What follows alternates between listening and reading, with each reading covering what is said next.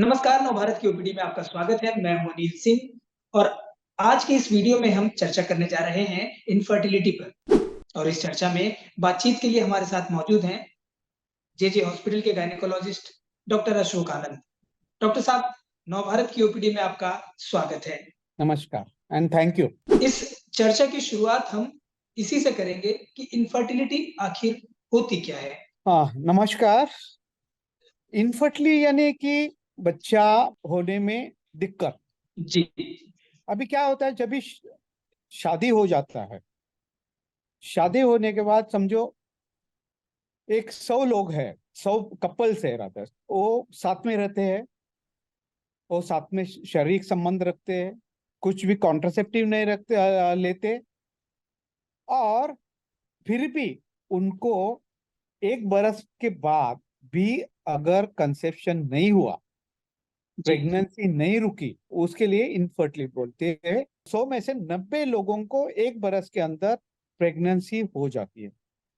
जी। 1 बरस के अंदर प्रेगनेंसी हो जाती है 90, 100 में से 90 लोगों। लेकिन 10% जो लोग हैं, वो लोगों को प्रेगनेंसी होती नहीं, तो वो उसमें हम लोग को हेल्प की जरूरत रहती है। मेल या फीमेल इनफर्टिलिटी को जरा विस्तार से समझाइए। देखो अभी बच्चा कैसा रुकता है कि अगर आप फीमेल एनोड में लेते हैं, तो बाजू में 2 अंडे रहते हैं, दोनों बाजू में 2 ट्यूब रहते हैं, बीच में यूट्रस रहता है, और उसके मुंह पे सर्विक्स रहता है, मुंह यूट्रस का मुंह रहता है। हर जी। महीने में क्या होता है, अंडा रहता है, ओवरी, वो एक अंडा तैयार करता है। वो तैयार करता है अंडा। अंडा तैयार करने के बाद वो अंडा बाहर आ जाता है, और बाहर आने के बाद वो ट्यूब में चला जाता है। वो पिकअप होता है एक्चुअली, वो ट्यूब में चला जाता है।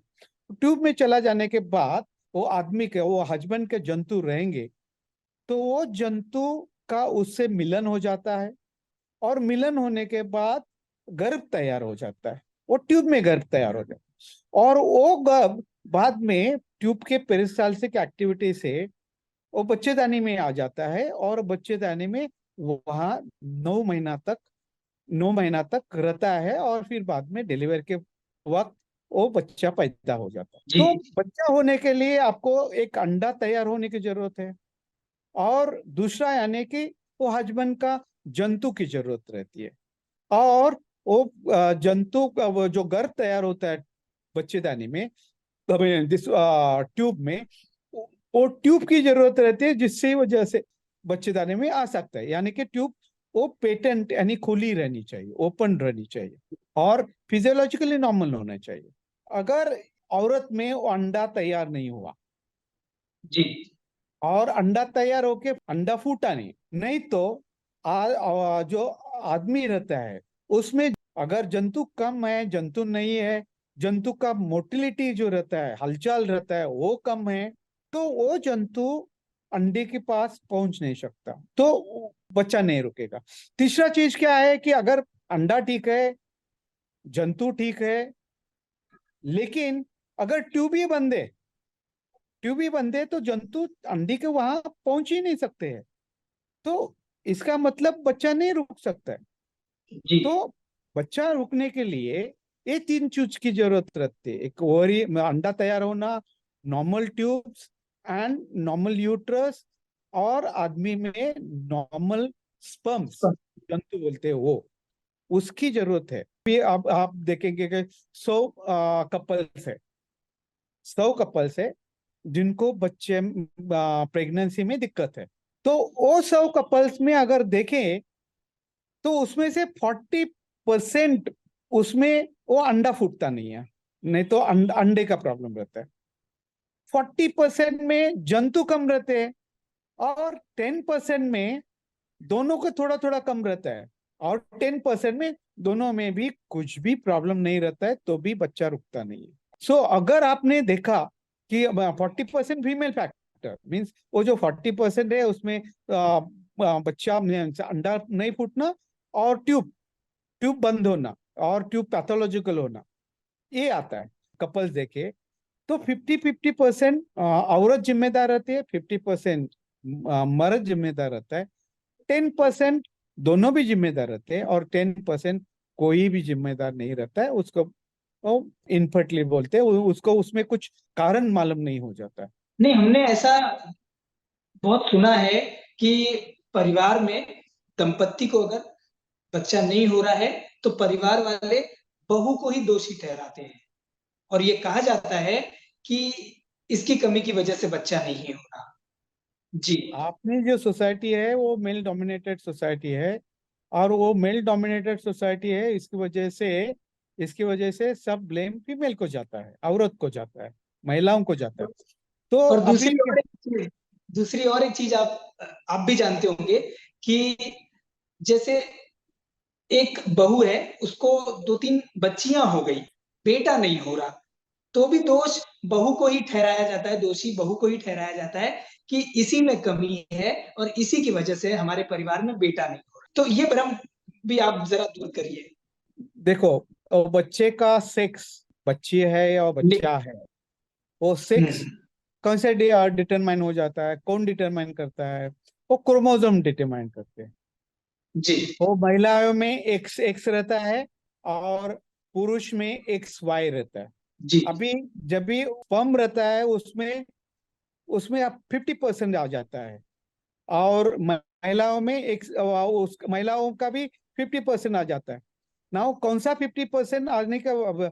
जब भी आदमी का जो एक्स क्रोमोसोम है, वो क्रोमोसोम ने अगर वो अंडा फर्टिलाइज किया, आदमी का जो एक्स क्रोमोसोम वाई क्रोमोसोम है, वो वाई हम्म, क्रोमोसोम ने अगर अंडा फर्टिलाइज कर दिया, तो वो लड़का होगा।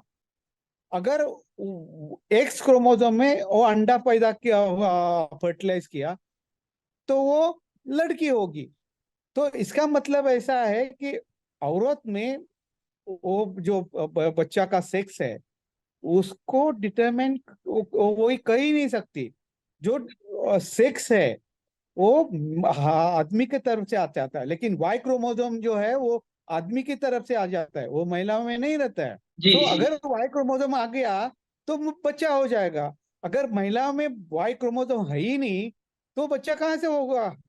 तो इसका मतलब दोषी कौन है? दोषी तो कोई नहीं है, नेचर है। लेकिन जी। उसके वजह वो जो लड़का पैदा हो जाता है, उसकी वजह ये आदमी रहता है, औरत नहीं रहती है। हम फिर से आते हैं इनफर्टिलिटी पर, और मैं ये जानना चाहूंगा कि जैसे आपने बताया कि इनफर्टिलिटी के 3 मुख्य कारण होते हैं, तो इसके लिए उपचार क्या-क्या है? जैसे टेस्ट ट्यूब बेबी का नाम हमने सुना, आईवीएफ पद्धति का नाम हमने सुना, है ना? और जो पुरुषों में जो शुक्राणुओं की कमी होती है ना? उनके बारे में क्या उपचार है? ये आप मुझे विस्तार से बताइए। देखो, आजकल जो इन्फर्टिलिटी रहती है, बच्चा एक आज अपना साइंस इतना एडवांस हो चुका है कि किसको बच्चा ऐसा नहीं हो सकता है कि इनको बच्चा नहीं होगा। कोई भी हो, आ, सबको बच्चा हो सकता है। खाली जो एडवांस टेक्निक्स है वो अवेलेबल होनी चाहिए। देखो, अभी क्या है कि कॉमन कॉज क्या है कि अभी वो पीसीओएस ज्यादा है ना, पीसीओडी। और पीसीओडी वो लाइफस्टाइल डिसीजेस बहुत बढ़ गए हैं, उसकी वजह से पीसीओडी है। पीसीओडी है, उसकी वजह से अंडा फूटता नहीं है। पीसीओडी पॉलिसिस्टिक का मतलब? पॉलिसिस्टिक ओवेरियन डिसीज, वो अभी जी, लाइफस्टाइल की वजह से होता है। वो कॉमनेस इज लाइफस्टाइल, तो उसके लिए लाइफस्टाइल चेंज ही करना पड़ता है। लेकिन उसमें क्या होता है कि अंडा नहीं फूटता है। अंडा नहीं फूटा तो अंडा ही नहीं है, तो फिर बच्चा कैसा होगा? हम लोग क्या कर सकते हैं उसके लिए? अंडा फूटने की दवा दे सकते हैं। दूसरा, आदमी में शुक्राणु कम है, शुक्राणु का हलचल कम है, तो उसको दवा दे सकते हैं। तो जी। इनिशियली इनिशियली लेकिन आपको वो मालूम होना चाहिए कि डिफेक्ट कहाँ है। क्या आप ये कैसे पता चलेगा? इसके लिए कोई जाँच होती है? अंडा नहीं फूट रहा है? क्या ट्यूब खराब है, या बच्चेदानी खराब है, या आदमी है उसमें जंतु कम है? तो उसके लिए वो पहला जांच करने की जरूरत है। तो आदमी का पहला जांच करना, क्योंकि आदमी का जांच करना एकदम आसान बात है। उसके बाद अगर आदमी बराबर नॉर्मल है, तो ही औरत का तपास जांच करना जरूरी है। क्योंकि औरत का जांच करना ये थोड़ा खर्चिक है, टीडियस है, और कभी भी नहीं कर सकते, वो पर्टिकुलर टाइम पे ही कर सकते हैं। औरत का जांच कर लिया और आपको अगर मालूम हो गया कि इसकी वजह से बच्चा नहीं हो रहा है, तो अकॉर्डिंगली उसको आपको इलाज कर सकते हैं। अभी क्या हो रहा है कि कभी कभी क्या होता है कि ट्यूब एकदम खराब है, ट्यूब खराब है तो उसको तो ठीक नहीं कर सकते। और ट्यूब को जी ठीक नहीं कर सकते तो जैसा कार्डियोलॉजी में बाईपास कर सकते हैं ना, बाईपास करते हैं ना, आर्टरी ब्लॉक होगी, तो जी जी। वैसा ही यहाँ करते हैं। लेकिन ये इसमें क्या करते हैं कि वो अंडा जो है, वो अंडा बाहर निकालते हैं और जंतु लेते हैं, बाहर गर्भ तैयार करते हैं, और वो जो गर्भ है वो बच्चेदानी में डालते हैं। उसको बोलते हैं आईवीएफ, इन विट्रो फर्टिलाइजेशन। जो गर्भ तैयार किया है ना बाहर, तो उसको बोलते हैं कि इन विट्रो फर्टिलाइजेशन। अगर अंडा नहीं तैयार हो रहा है, तो अंडा तैयार होने के लिए दवा है, उसके लिए इंजेक्शन है। एक अंडा से ज्यादा भी अंडा तैयार कर सकते हैं। वो तैयार अंडा निकाल के उसका गर्भ तैयार करके, वो गर्भ तैयार करने के बाद वो एक पर्टिकुलर टाइम पे वो गर्भ बच्चेदानी में छोड़ते हैं, वहां वो बढ़ जाता है और प्रेगनेंसी वहां ग्रो हो जाती है। उसको आईवीएफ बोलते हैं और एम्ब्रियो ट्रांसफर बोलते हैं। अभी समझो, कभी कभी क्या होता है कि बच्चों तो आदमी को जंतु एकदम कम है, तो जंतु कम है तो उसके लिए वो आईवीएफ का उपाय सबसे अच्छा रहता है। क्योंकि क्या रहता है कि कम जंतु है, फर्टिलाइजेशन के लिए सफिशिएंट रहते हैं बाहर, अंदर नहीं। तो बाहर जब भी फर्टिलाइजर के सफिशिएंट रहते हैं, तो भी वो अंडा और वो जंतु साथ में रखेंगे, तो गर्भ तैयार हो जाता है। अच्छा गर्भ देके वो बच्चेदानी में डाल सकते हैं। और कभी कभी जंतु रहते ही नहीं, तो जंतु रहते ही नहीं, लेकिन थोड़ा थोड़ा जंतु होते हैं आदमी में, तो वो इंजेक्शन से वो निकाल के जो जंतु है, वो जंतु अंडा में डाल सकते हैं, उसका गर्भ तैयार करके वो निकाल के फिर बच्चेदानी में डाल के फिर वो बच्चेदानी में बड़ा हो सकता है। तो ऐसा अभी ऐसा है कि अभी कौन सा किसको भी बच्चा रह सकता है, कोई भी विदाउट बच्चा अगर चाहे तो विदाउट बच्चा नहीं रहेगा। और जी। दूसरा, अभी कभी कभी क्या होता है कि कभी कभी बच्चे निकालते हैं, तो उसके लिए क्या है कि उसके लिए सरोगसी है, दूसरे का बच्चेदानी गोद ले सकते हैं, उसके लिए जी। उसको बोलते हैं सरोगसी। और टेस्ट ट्यूब पे भी क्या होता है? जी तो जी। टेस्ट ट्यूब में भी एक ही है, टेस्ट ट्यूब में भी है, टेस्ट ट्यूब में भी लेबोरेटरी में जो गर्भ तैयार हो जाता है उसको हम टेस्ट ट्यूब बेबी बोलते हैं। यानी कि वो एक जी का जी। अंडा निकालना है, एक का जंतु निकालना, वो साथ में वो लेबोरेटरी में वो दोनों साथ में रखना, उसका गर्भ तैयार हो जाता है, वो गर्भ वो बच्चेदानी में डालना, वो टेस्ट ट्यूब बेबी है। उसको ही आईवीएफ बोलते हैं, इन विट्रो। वीवो यानी कि बॉडी के अंदर, विट्रो यानी कि वे बॉडी के बाहर। फिर एक सवाल है, अंधविश्वास से ही जुड़ा हुआ है, कि हमने ये देखा है कि इनफर्टिलिटी के बारे में आपने इतनी एडवांस तकनीक बताई कि सारी चीजें उपलब्ध हैं, और ऐसा हो ही नहीं सकता कि एक दंपत्ति बिना बच्चे का रह जाए। लेकिन हम गांव ग्रामीण इलाकों में देखते हैं कि इनफर्टिलिटी की वजह से लोग फिर वही तांत्रिक के पास पहुंच जाते हैं, और वहां पर उनको निराशा ही हाथ लगती है, बल्कि वो ठगे जाते हैं। तो इस पर आप लोगों का भ्रम दूर करने के लिए कुछ संदेश अगर दें, ताकि दर्शक भी जागरूक हों और इस तरह का जो कदम उठाते हैं उनको भी कुछ मदद मिले। इसका सबसे पहला ही मैं बोल दिया है कि इसका सबसे पहला कारण जो अवेलेबिलिटी ऑफ मैन, ये जो हॉस्पिटल्स और डॉक्टर्स, जो ट्रेन डॉक्टर्स है, उसकी कमी है। ग्रामीण इलाकों में वो उसकी बहुत कम रहती है। आई मीन वहाँ डॉक्टर्स नहीं रहते, हॉस्पिटल नहीं रहते, तो इसलिए उनको उनको मालूम नहीं रहता है। और उनको मालूम, जब भी मालूम नहीं रहता है तभी वो तांत्रिक के पास जाते हैं, और तांत्रिक के पास जाना है यानी कि सुसाइड करना। तो इसीलिए इम्पोर्टेंट है आपका जो भी प्रॉब्लम है, तो इनफर्टिलिटी है तो इनफर्टिलिटी के लिए अभी सब जगह, बहुत सारी जगह इनफर्टिलिटी क्लिनिक्स है। उधर जाइए, डॉक्टर के पास जाइए, तपास करवा लीजिए। आप में किसमें प्रॉब्लम है वो देख लीजिए। अगर हो सकेगा तो उसका इलाज हो सकता है।